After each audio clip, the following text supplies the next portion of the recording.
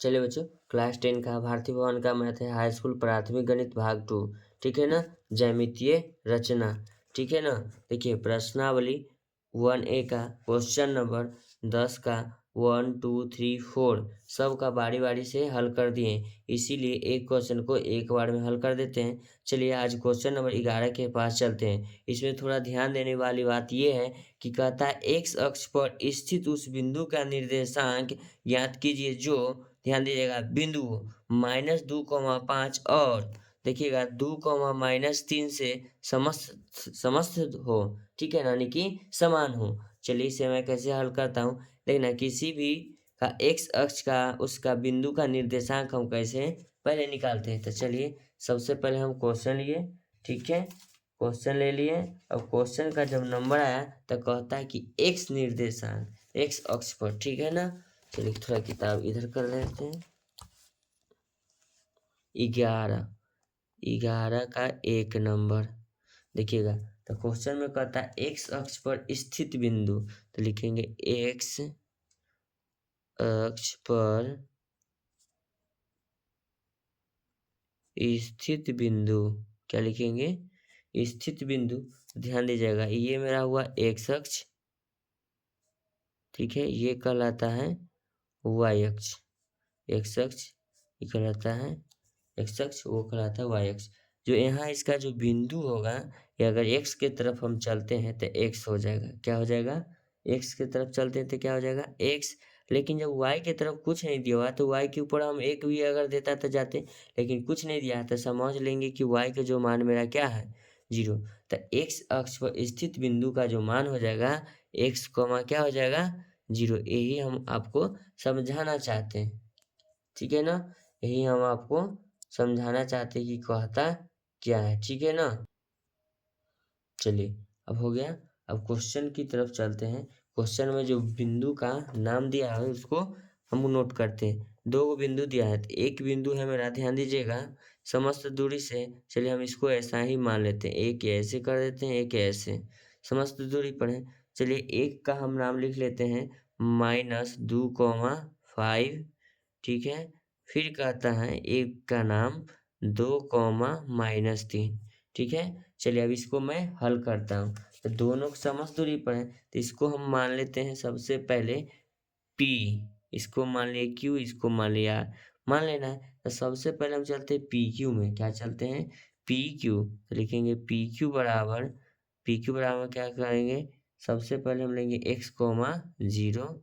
उसके बाद हम ध्यान देना बच्चों, क्या लेते हैं? -2,5। तो इसको मान लेंगे x1, ये हो जाएगा y1, ये हो जाएगा x2, ये हो जाएगा y2। हमने मान लिया। चलिए अब इसे हल कैसे करते हैं, तो लिखेंगे PQ।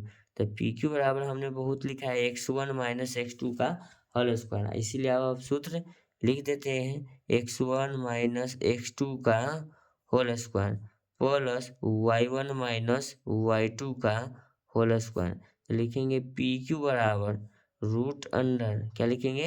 रूट अंडर x का मान x लिखेंगे, x2 का मान लिखेंगे, पहले माइनस सूत्र बोला, फिर माइनस लगाएंगे 2। कोई दिक्कत कोई परेशानी नहीं आनी चाहिए। चलिए आप लोग को समझ में आ रहा है ना? समझ में नहीं आए तो कमेंट करिएगा, ध्यान से देखिएगा। इसीलिए मैं एक एक क्वेश्चन को एक बार में बनाने का प्रयास कर रहा हूँ, ये आप लोगों को अच्छी तरह से समझ में आए। ध्यान दीजिएगा। अब है y1 - y2, तो y1 का मान तो 0 हो गया। ठीक है, हम माइनस y2 का मान कितना है? 5। यहाँ 5 का क्या लिख देंगे? Whole square. तो लिखेंगे PQ बराबर रूट अंडर x माइनस गुना माइनस +2 का क्या लिखेंगे? होल स्क्वायर प्लस -5 का होल स्क्वायर। तो इसको हम कह सकते हैं PQ बराबर क्या लिखेंगे? PQ बराबर रूट अंडर x + 2 का होल स्क्वायर, फिर लिखेंगे प्लस माइनस गुना माइनस क्या हो जाता है? +5 का स्क्वायर 25। कोई दिक्कत? इसको हम समीकरण 1 मान लिए। क्या मान लिए? समीकरण 1।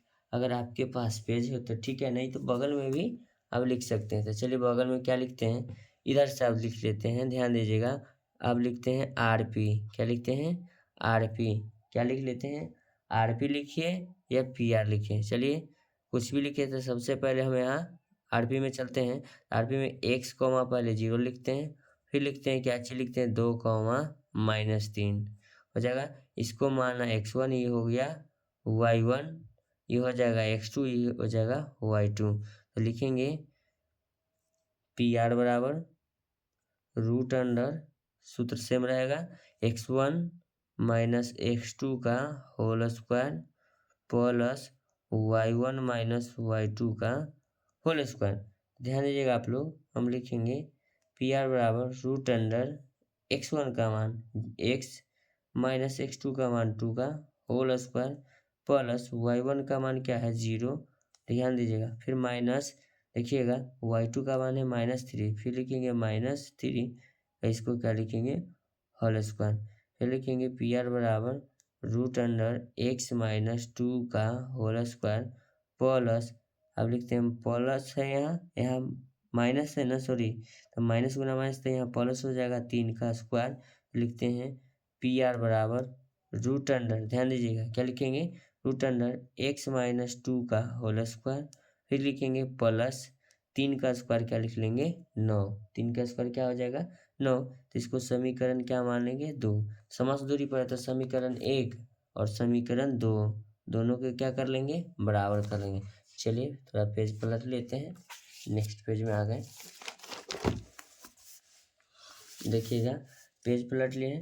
सबसे पहले समीकरण 1 और 2 क्या है समान है, समस्त दूरी पर है, तो लिखेंगे समीकरण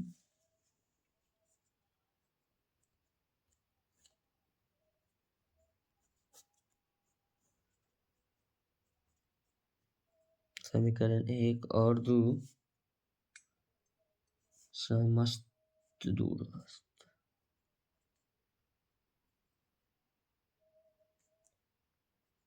समदूरस्थ हैं।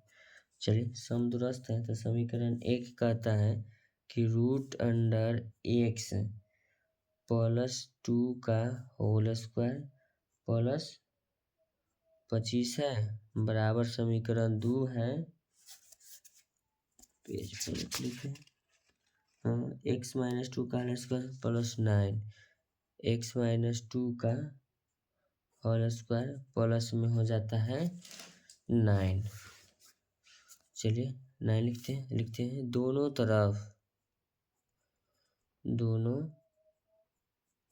वर्ग करने पर तो दोनों तरफ जब वर्ग करेंगे तो ध्यान दीजिएगा बच्चों, तो लिखेंगे रूट अंडर x प्लस 2 का होल स्क्वायर प्लस क्या है 25 बराबर लिखेंगे रूट अंडर x माइनस 2 का होल स्क्वायर प्लस 9। ध्यान दीजिएगा आप लोग, अब इसको क्या करेंगे वर्ग करेंगे, तो स्क्वायर से तो रूट कैंसिल, स्क्वायर से रूट कैंसिल, ठीक है, तो लिखेंगे x प्लस 2 का होल स्क्वायर प्लस में क्या लिखेंगे 25 बराबर लिखेंगे रूट तो कैंसिल हो गया ना, x माइनस 2 का होल स्क्वायर प्लस 9, तो a प्लस b के होल स्क्वायर लिखेंगे a square plus b square plus 2ab plus क्या हो जाएगा 25, a square plus b square plus नहीं यहाँ माइनस होगा -2ab के मान 2 प्लस में क्या लिखेंगे 9, तो ये हो जाएगा x स्क्वायर प्लस 4 प्लस 2 दूना 4x प्लस 25, ठीक है। अब लिखेंगे बराबर क्या लिखेंगे x square plus 4 minus 4x plus 9, तो आप देखिएगा बच्चों क्या लिखते हैं दोनों तरफ, ये हम लिखते हैं x स्क्वायर से x स्क्वायर कैंसिल हो जाएगा ना, अगर आप भी चाहते हैं तो इसको लिख सकते हैं, तो इसको लिखेंगे 4x प्लस क्या लिखेंगे 29 बराबर लिखेंगे -4x प्लस में हो जाएगा ये 9 4 13, क्या हो जाएगा 9 4 13, तो इसको हम लिखते हैं 4x बराबर किधर ले आएंगे तो 4x प्लस में होगा बराबर लिखते हैं -29, फिर आ जाएगा ये 13 प्लस में, तो यहाँ लिखेंगे 8x बराबर लिखेंगे 6x 16 -16, तो x बराबर लिखेंगे -16/8, 8 दूना 16 -2 बड़ा में जाएगा, तो x का जो मान होगा बच्चों -2, तो x का जो मान होगा -2 हमसे क्या पूछ रहा था, एक्स अक्ष पर उस बिंदु स्थित बिंदु का निर्देशांक, तो हम लिखेंगे एक्स अक्ष पर उस बिंदु का निर्देशांक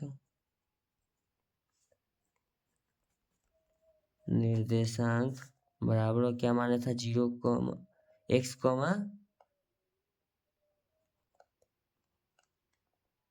एक्स कॉमा 0 माने थे ना, हाँ एक्स कॉमा 0 यही तो माने थे। तो एक्स का जो मान आ गया 0 अति तो -2 ये 0, तो यही इसका निर्देशांक हो जाएगा। चलिए हम देख लेते आंसर में, देख लेते हैं 11 का 1 नंबर, 11 का 1 नंबर है ना, -2, 0 आ गया। चलिए अगर इस वीडियो को देखने के लिए धन्यवाद करते हैं, लेकिन आपका कीमती समय इस वीडियो पर देने के लिए धन्यवाद। अगर आपको अच्छी तरह से ये वीडियो का सॉल्यूशन, मैथ का ये सॉल्यूशन अगर आप लोगों को अच्छा लगा तो वीडियो को लाइक करें, चैनल को सब्सक्राइब करें। ठीक है, धन्यवाद। फिर मिलते हैं नेक्स्ट वीडियो में। लेकिन आपका एक लाइक मुझे मोटिवेट करता है क्योंकि अगले वीडियो को लेकर आने के लिए। ठीक है, इसलिए क्वेश्चन को नोट डाउन करिएगा, अच्छी तरह से समझिएगा।